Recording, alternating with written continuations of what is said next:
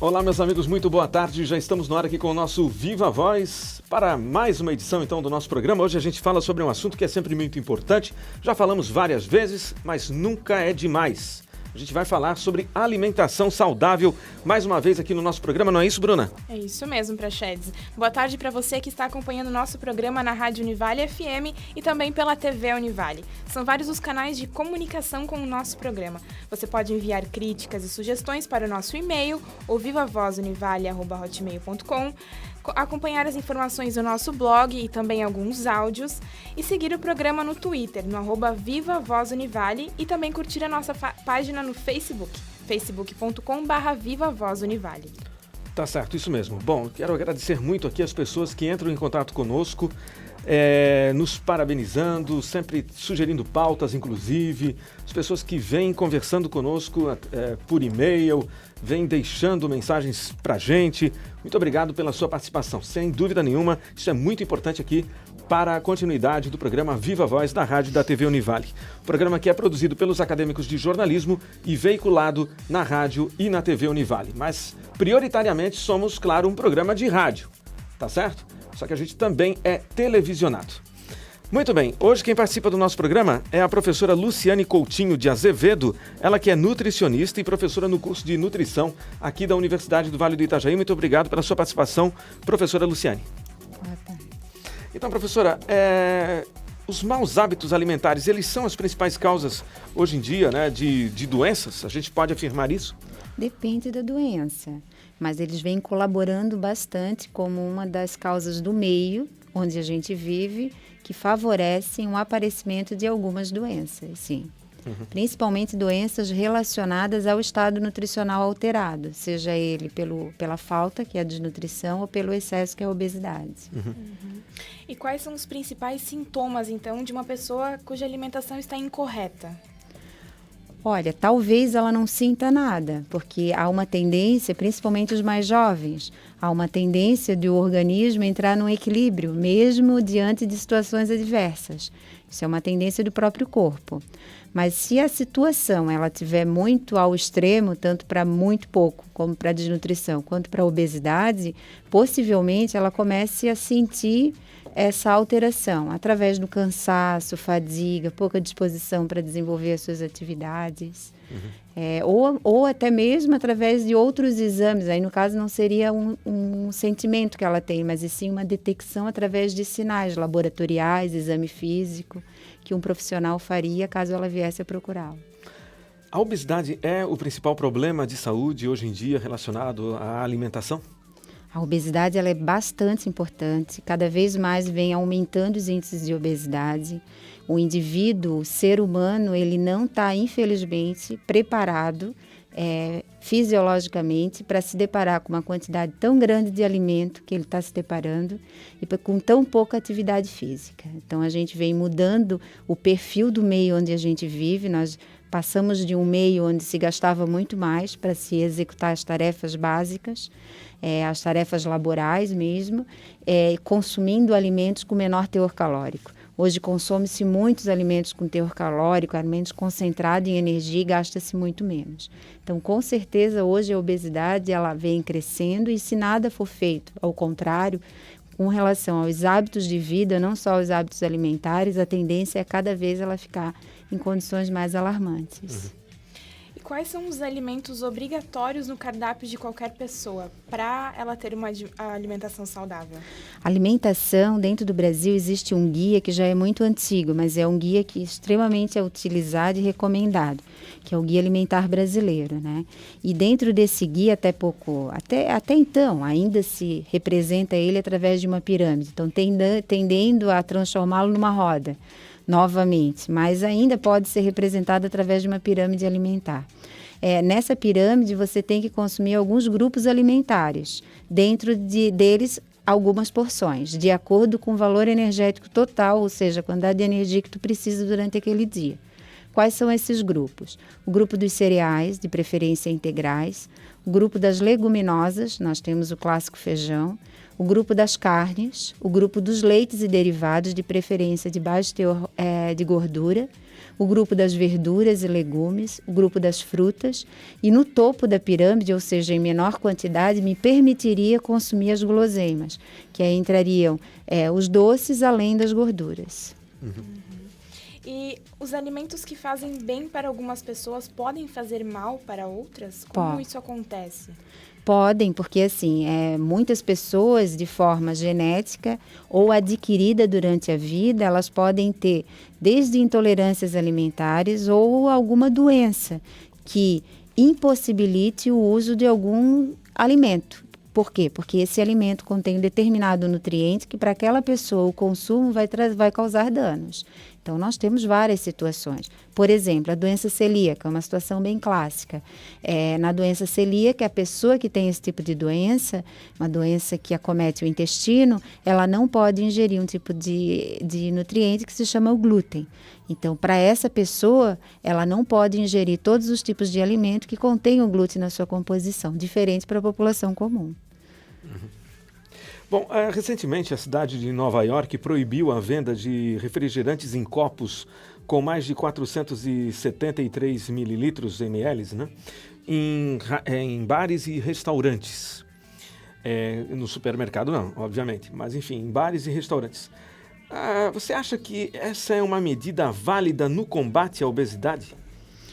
Olha, assim, no combate à obesidade, vale tudo, né? E principalmente atitudes, mais do que recomendações em energia, por exemplo, né? Mas em atitudes. A obesidade se deve principalmente, eu vejo dessa forma, com relação à alimentação, à escolha incorreta dos alimentos. E associado a isso, ao consumo excessivo desse alimento. Então, eu escolho mal e ainda como muito. Né? Então, a associação desses dois fatores, ela acaba levando ao excesso de energia. Você delimitar o tamanho do copo é uma forma de você tentar diminuir o consumo. Porque acredito eu, se eles estão determinando um volume tal de copo, deve ser porque eles tomavam muito mais, talvez litros, né, daquela substância. Agora, o ideal seria que eles tentassem estimular o não consumo do refrigerante, né, uma vez que é um alimento que agrega muita caloria, ele agrega caloria, ele tem açúcar, né, o refrigerante comum, e ele tem um baixo valor nutricional, ele não tem valor nutricional. Não tem. Não, se você considerar o açúcar... função nenhuma. Assim, ó, ele pode facilmente... O que ele nos agrega, se eu for ingerir um refrigerante normal, é o açúcar. Açúcar é energia. Então, eu não posso chegar e dizer que não agrega nada. Se eu ingerir um refrigerante normal, ele agrega. Só que eu posso conseguir essa energia de outras formas muito mais saudáveis. Então, o ideal é que não se consuma. E o pior, as pessoas quando consomem esses alimentos açucarados, esses líquidos açucarados, elas não consideram aquilo um alimento. Então, na verdade, ele entra como um adicional, como se não tivessem comido nada. Só que ele é um alimento calórico. De repente, ainda se alimentam com alguma coisa rica também em açúcar, e ainda vão beber o refrigerante, não é verdade? Talvez, possivelmente, porque esses refrigerantes, eles geralmente vêm associados ao quê? A alimentos de rápido preparo, alimentos industrializados. Sim, fast foods também. Fast food, que é rico numa dobradinha, que é o carboidrato e a gordura. Alimento de fácil digestão, alimento que ele causa uma saciedade muito pequena e faz nós comermos muito mais e de forma muito rápida. Então, o consumo desse alimento geralmente é excessivo, a quantidade consumida geralmente é alta. Agora, professora, no caso ainda dessa proibição lá na cidade de Nova York, né? Isso já não seria também, de uma certa forma, um certo exagero, até por parte das autoridades, em limitar a quantidade ingerida? Por exemplo, daqui a pouco será que vão colocar lá no rótulo lá da caixinha lá do fast food uma imagem de uma pessoa doente? Igual acontece com o cigarro, por exemplo? Olha, assim, nos Estados Unidos a situação da obesidade e sobrepeso é ainda mais alarmante. E a forma como eles se alimentam, ela é muito pior, né? E essa é histórica. Mas a gente está se aproximando, né? Não, É o que eu ia comentar sobre isso. Isso é histórico, isso foi acontecendo aos poucos, e se nós brasileiros, não tomarmos o devido cuidado de forma a cortar esse ciclo, nós vamos caminhar para isso, né? Então, é um consumo exagerado de alimentos indevidos. Proibir, não sei se eles chegaram a proibir você consumir mais de 400 ml. Proibiram. No máximo eram 400 ml. Em bares e restaurantes. 473 ml. É uma forma radical. Radical, porque né? a pessoa ela tem que ter direito de ir e vir. Né? Não sei se a professora tem conhecimento de que na Alemanha, me parece que há uma legislação que ela incide diretamente sobre os pais obesos que vão ter filhos obesos e que se essas crianças estiverem, então, ficando obesas, na verdade, né, o Estado pode tirar essa criança dos pais, como se fosse um risco à saúde dessa criança estar com aquela família, estar naquele núcleo familiar, né? Certo. Isso já não seria também um exagero completo por parte do Estado? Nesse caso, eu não acho. Acho que nos Estados Unidos é um exagero, não que seja um exagero, talvez a medida que radical, eles tomaram, né, não tenha sido a mais adequada ou a mais eficiente. Porque a medida mais eficiente é a educação. É verdade. Então, eles precisam ser educados. A trocar, de repente, o refrigerante pelo suco, não é? Exatamente. Substituir um refrigerante por um alimento ou pela água, que seria o mais adequado para se hidratar, ou por um alimento que não fosse que trouxesse tantos malefícios. Então, talvez a medida que foi inadequada. Com relação a outra situação, isso pode sim ser considerado um problema grave, porque você não conseguir tratar... Primeiro, criança e adolescente é responsabilidade dos pais, dos cuidadores. Eu me responsabilizo por eles. Então, a minha responsabilidade não é só a educação, é saúde. Se eu sei que existe uma forte relação entre obesidade infantil e presença de doenças já na infância, na adolescência ou na fase adulta, esses pais precisam sim tomar alguma atitude. Se eles decidiram ser obesos e continuar obesos, o problema é deles. Agora, as crianças não. Eles precisam tratar e tratar bem a criança. Então, não é só deixar que ela fique sem alimento, mas é alimentá-la corretamente. Mas tirá-la do convívio familiar não seria algo radical nesse caso? Eu não acredito que seja feito isso já no primeiro momento. Então, possivelmente, como acontece com outras situações, eles devam comunicar, tentar intervir. Então, o processo é longo até chegar nessa fase. Então, possivelmente, a família não deu o retorno desejado, né? Bom, algumas dietas, né, acabam enfatizando até a importância, a gente está falando ainda sobre refrigerante, de substituir um suco natural, um suco de laranja natural, ali aquele copinho de 300 ml, por uma Coca Zero. Seria mais interessante, algumas dietas chegam a prever isso, tem nutricionista fazendo isso. Substitua um suco de laranja de 300 ml por uma Coca Zero, porque tem menos caloria do que aquele suco de laranja. Qual a sua opinião sobre isso? Olha, assim, o profissional que faz esse tipo de recomendação, infelizmente, ele está equivocado, né? Então, se a intenção é cortar a caloria do líquido, o ideal é que troque-se o refrigerante diet pela água, né? Porque se eu não quero agregar caloria àquilo que eu vou beber, o alimento mais nutritivo, nesse caso, que teria a função de hidratação, seria a água. Não tem sentido agora. Por que deixar de ingerir o suco de laranja no qual eu encontro uma série de nutrientes que são necessários? Inclusive, na própria pirâmide alimentar, ela recomenda o consumo de frutas, que seja na forma de suco. Eu só tenho que orientar o paciente que aquilo dali não é simplesmente um líquido. Aquilo é um paciente que eu tenho a intenção de perda de peso, né, junto com ele. Que aquilo ali não é somente um líquido, aquilo ali é um alimento agregado à caloria. A gente vai fazer um breve intervalo agora, daqui a pouco a gente volta conversando hoje com a nutricionista Luciane Coutinho de Azevedo, ela que é professora no curso de nutrição aqui da Univale. Até já!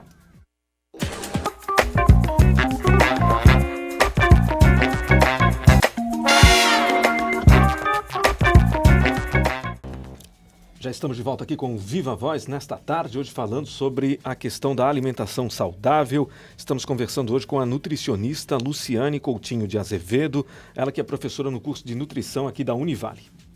Bom, professora, se alimentar antes dos exercícios é fundamental? Olha, estar alimentado antes do exercício é fundamental. Não que você precise comer algo antes de praticar atividade física.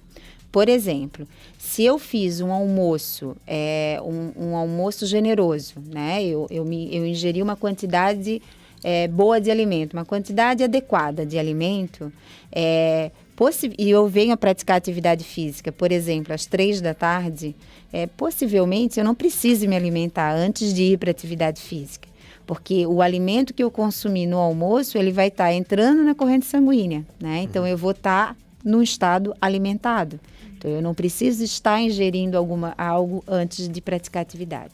A não ser que eu já esteja com um tempo muito grande de jejum, né, sem me alimentar. E de nesse manhã caso cedo, é professora? importante. De manhã, né? Tem muita gente que muitas vezes nem toma café da manhã e vai para uma academia. É um erro completo. É um erro completo. Isso, inclusive, por um mecanismo extremamente extenso que altera o metabolismo, isso favorece a perda de massa muscular.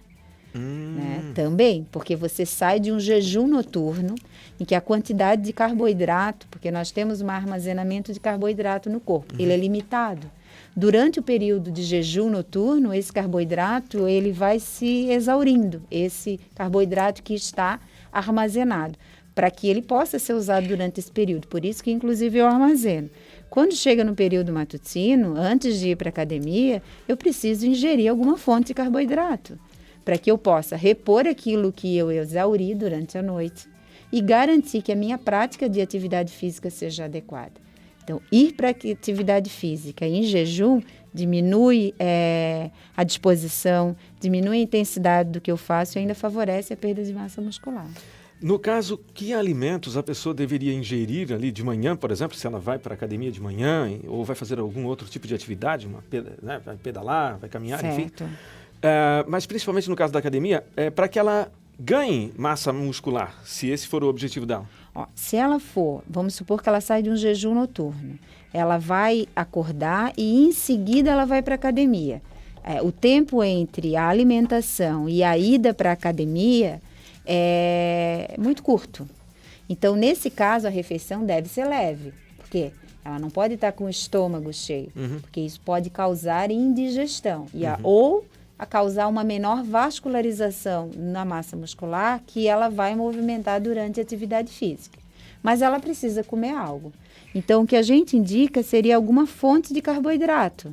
Então, poderia ser um biscoito, pão, uma barra de cereal, poderia ser uma vitamina com algum cereal dentro, uma aveia. Então, algum alimento que tenha fonte de caloria e que tenha principalmente carboidrato, para garantir a reposição do glicogênio que se exauriu durante a noite e garantir a quantidade de glicose mínima para que ela possa fazer atividade física. Quantas vezes por dia nós devemos nos alimentar? Olha, existe uma recomendação e a gente acaba sempre terminando nela, que seriam 3 grandes refeições num horário de trabalho normal, uma atividade de vida normal, em que você tem um período noturno para dormir. Nem todos têm isso. Tem muitas pessoas que trabalham no período noturno, mas que teriam um período noturno para dormir. Eu tenho um ciclo claro e escuro dentro da normalidade. É fazer um bom café da manhã, que seria uma grande refeição, o meu almoço e o meu jantar. E entre essas refeições, pelo menos num período de 3 em 3 horas, tu fazer algum tipo de lanche. É um lanche pequeno, que pode ser com uma fruta, pode ser um pequeno sanduíche, uma vitamina com um determinado carboidrato dentro. Então, entre as refeições, tá?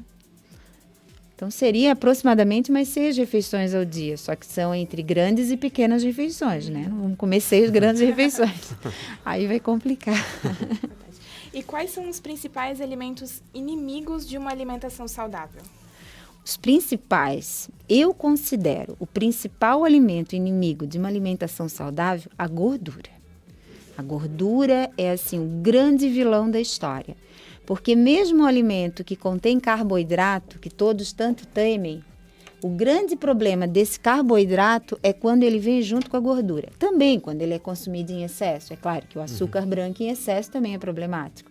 Mas assim, a gordura agregada ao alimento, ela faz com que você coma mais aquele alimento, porque a gordura dá sabor ao alimento.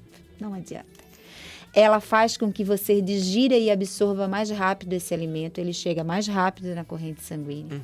Então, assim, a gordura... E ela pode, além disso, trazer outros malefícios, como a alteração do colesterol plasmático e outras questões além dessa, né? Então, a gordura, sem dúvida nenhuma, para mim, é o principal vilão. E pior, a maior parte da gordura, ela está escondida nos alimentos e as pessoas não se dão conta do quanto de gordura que ingerem. Isso é mais problemático, porque quando eu identifico o problema, eu tento cortá-lo, mas quando eu não identifico, eu não tenho nem como cortar, porque eu desconheço ele. E assim como alguns alimentos podem fazer mal à saúde, há outros alimentos que podem prevenir doenças? Olha, depende da doença, né? Mas vamos supor a obesidade. Prevenir a obesidade é eu procurar me alimentar com todos os grupos alimentares e não dando ênfase, mas assim, não esquecendo da quantidade que eu preciso ingerir de alimentos fonte de vegetais, verduras, legumes, frutas, cereais integrais. Não que esses sejam os únicos alimentos que eu devo ingerir, mas é que o grande problema é que na maioria das vezes eles são esquecidos. Então, quando um paciente vai ao nutricionista e ele diz, eu vou para lá, ele me diz para ingerir fruta e verdura.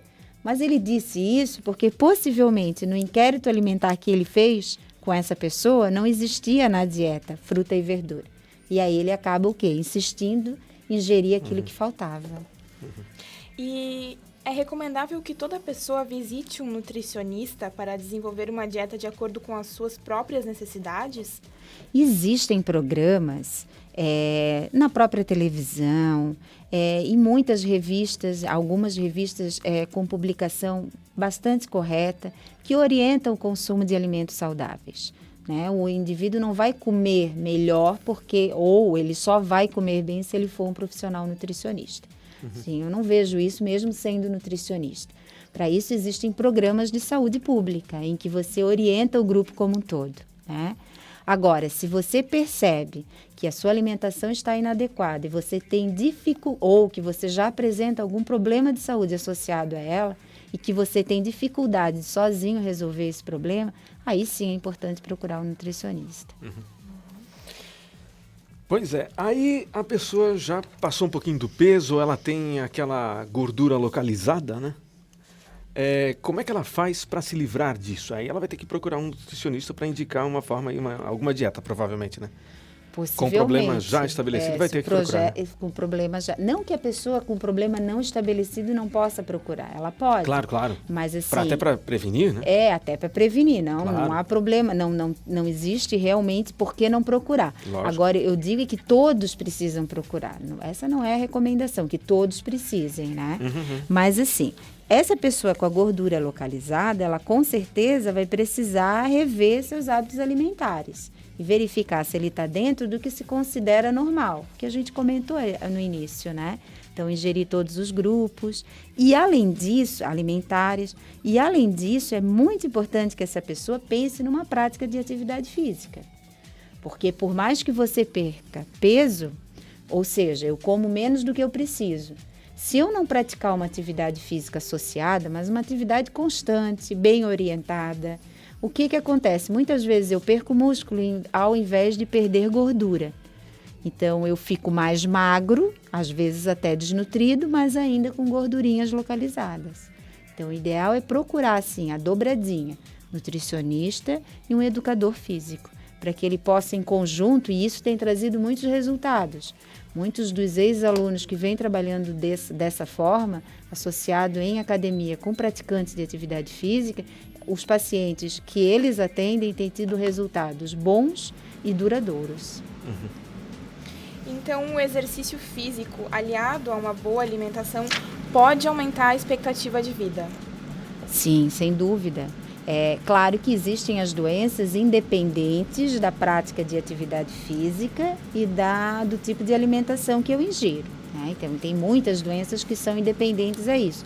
E dependentes de outras condições do meio ou condições genéticas. Eu já nasci com a predisposição para apresentar aquela doença. Agora, se eu for pensar nas doenças crônicas, não transmissíveis, nas doenças as doenças que a gente chama do mundo moderno, as doenças que vêm aumentando a incidência em decorrência da nossa prática, do nosso tipo de vida, com certeza há uma melhora. Bom, professora, o nosso tempo está terminando. Eu só queria já de antemão, né, convidá-la a participar novamente aqui do nosso programa. Nós tínhamos ainda muitas perguntas, né, Bruna? Por exemplo, sobre os legumes crus, se eles oferecem mais nutrientes que os cozidos, diferença entre diet light, chá verde, se acelera o emagrecimento, mais perguntas sobre colesterol, sobre diabetes, totalmente relacionadas, é claro, à alimentação saudável. A gente já deixa aqui, então, o nosso convite para que a senhora retorne aqui ao nosso programa. Um dia desses, né? Para que a gente consiga fazer a continuidade desse programa. Tá certo. Obrigada pela participação. Tá certo. Muito obrigado mais uma vez. A gente conversou hoje com a professora Luciane Coutinho de Azevedo, ela que é nutricionista, professora no curso de nutrição da Univale. Uma ótima tarde para você. A gente retorna amanhã. Até lá. Viva Voz. Realização, curso de jornalismo do Centro de Ciências Sociais Aplicadas, Comunicação, Turismo e Lazer e Pró-Reitoria de Pesquisa, Pós-Graduação, Extensão e Cultura Propec da Univale. Produção e técnica, Camila Maurer, Cíntia Baduluc, Elisa Doré, Gabriel Vieira e Maria Carolina Cândido. Coordenação, Carlos Prachedes. Supervisão, Alberto Russi.